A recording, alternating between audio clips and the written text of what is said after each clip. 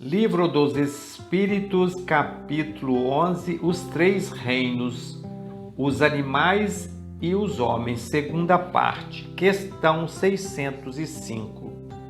Considerando-se todos os pontos de contato existentes entre o homem e os animais, não se poderia pensar que o homem possui duas almas, a alma animal e a alma espírita, e que, se não tivesse esta última, ele poderia viver como o animal. Em outras palavras, que o animal é um ser semelhante ao homem, menos a alma espírita. Não resultaria disso que os bons e os maus instintos do homem seriam efeitos da predominância de uma dessas duas almas?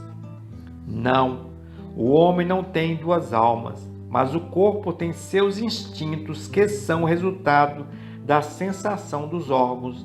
Não há nele senão uma dupla natureza, a natureza animal e a natureza espiritual. Pelo seu corpo, ele participa da natureza dos animais e de seus instintos. Por sua alma, ele participa da natureza dos espíritos. Assim, além das suas próprias imperfeições, das quais o espírito deve se despojar, tem ainda que lutar contra a influência material? Sim, quanto mais é ele inferior, mais os laços entre os espíritos e a matéria são apertados. Não o vedes? Não, o homem não tem duas almas. A alma é sempre única em cada ser. A alma do animal e a do homem são distintas uma da outra, de tal sorte que a alma de um não pode animar o outro, criado para a outra. Mas se o homem não tem alma animal que, por suas paixões, o coloque ao nível dos animais, tem seu corpo que rebaixa frequentemente até eles, porque seu corpo é um ser dotado de vitalidade que tem instintos, porém ininteligentes e limitados ao cuidado de sua conservação. Questão 606. Onde os animais tomam o princípio inteligente que constitui a espécie particular de alma da qual eles são dotados? No elemento inteligente universal. A inteligência do homem e a dos animais emanam, pois, de um princípio único, sem nenhuma dúvida, mas no homem recebeu uma elaboração que o eleva acima daqueles que animam o animal. Questão 607. Foi dito que a alma do homem, em sua origem, está no estado da infância na vida corporal, que sua inteligência apenas desabrocha e ensaia para a vida. Onde o espírito cumpre essa primeira fase? Numa série de existência que precede o período a que chamais humanidade. A alma pereceria assim, por si do princípio inteligente dos seres inferiores da criação? Não dissemos que tudo se encadeia na natureza e tende à unidade? É nesses seres que estais longe de conhecer totalmente que o princípio inteligente se elabora, se individualiza pouco a pouco e ensaia para a vida.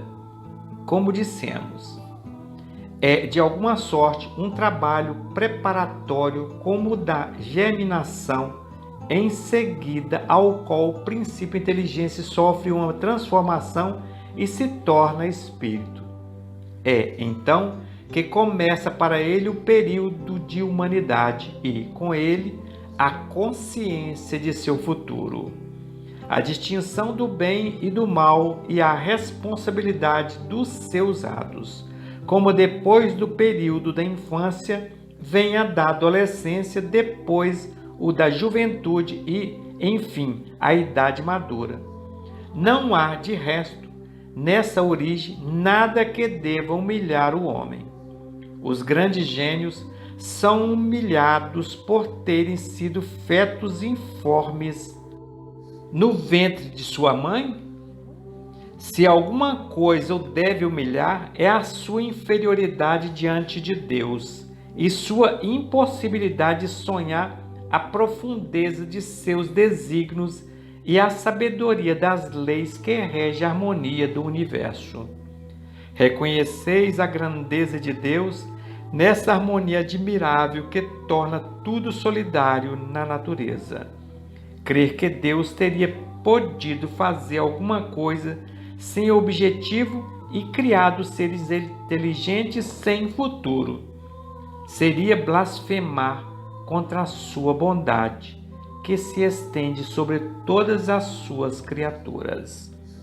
Esse período de harmonização começa sobre a Terra? A Terra não é o ponto de partida da primeira encarnação humana.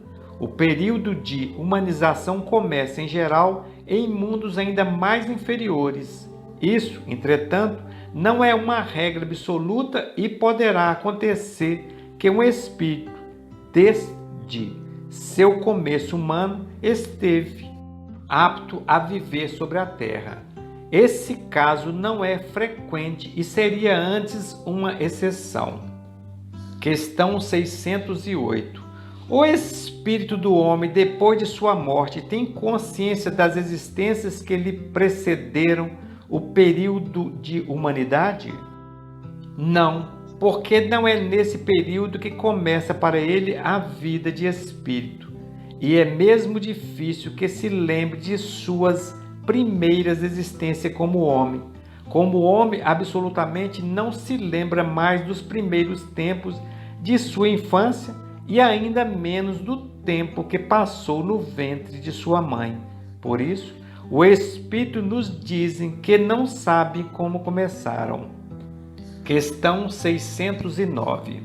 O Espírito, uma vez entrado no período de humanidade, conserva os traços do que foi precedentemente, quer dizer, do estado em que esteve no período que se poderia chamar ante-humano? Depende da distância que separa os dois períodos e o progresso alcançado. Durante algumas gerações, ele pode ter um reflexo mais ou menos pronunciado do estado primitivo, porque nada na natureza se faz por transição brusca. Há sempre anéis que ligam as extremidades das cadeias dos seres e dos acontecimentos, mas esses traços se apagam com o desenvolvimento do livre-arbítrio. Os primeiros progressos se cumprem lentamente, porque não estão ainda secundados pela vontade. Eles seguem um progresso mais rápido, à medida que o espírito adquire uma consciência mais perfeita de si mesmo. Questão 610. Os espíritos que se disseram que o homem é um ser à parte na ordem da criação, enganaram-se? Não, mas a questão não foi desenvolvida aí. Aliás, há coisas que não podem chegar senão em seu tempo. O homem é, com efeito, um ser à parte, porque ele tem faculdades que o distinguem de todos os outros e tem um outro destino.